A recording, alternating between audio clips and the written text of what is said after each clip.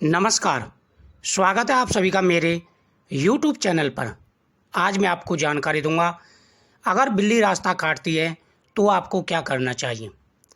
भगवान श्री कृष्ण कहते हैं कि इंसान को अपने कर्मों पर ध्यान देना चाहिए, किसी भी अंधविश्वास में नहीं रहना चाहिए। अगर आप रास्ते में कहीं जा रहे हैं और अचानक से बिल्ली रास्ता काट जाती है तो इंसान को टेंशन हो जाती है।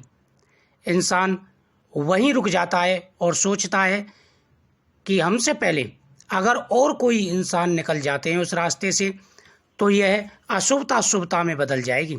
लेकिन दोस्तों, ऐसा नहीं होता। बिल्ली हमेशा दाएं तरफ से बाएं तरफ जाए तो वह थोड़ा अशुभ माना जाता है।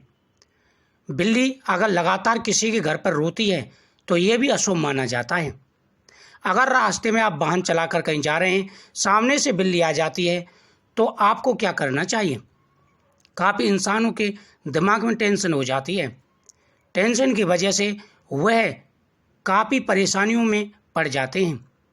इंसान को चिड़चिड़ापन हो जाता है।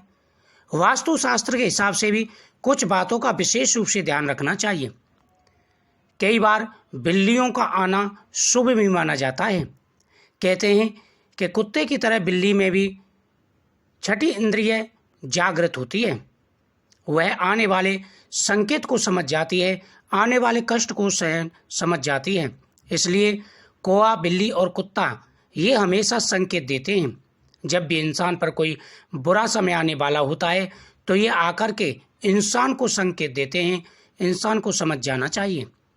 अगर आपके घर पर बिल्ली रोती है तो आप थोड़ा सा नमक, नींबू और लौंग हाथ में लेकर के घर के मेन दरवाजे से 7 बार उसार करके किसी चौराहे पर फेंकाएं।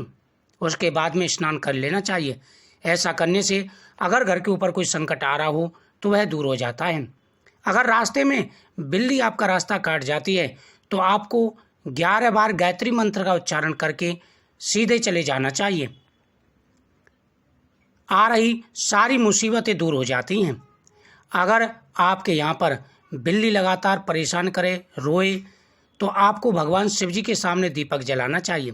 कहते हैं कि अगर दीपावली पर घर के अंदर बिल्ली आती है तो ये शुभ माना जाता है, माता लक्ष्मी का संकेत होता है।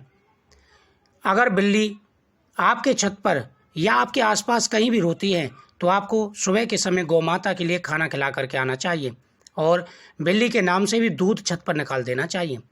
वैसे तो आप किसी भी उसमें अंधविश्वास में ना पड़ें, लेकिन अगर ज़्यादा लगातार बिल्ली रो रही है तो आपको ये उपाय जरूर करने चाहिए। मुझे उम्मीद है आपको जानकारी अच्छी लगी होगी। जय श्री कृष्ण।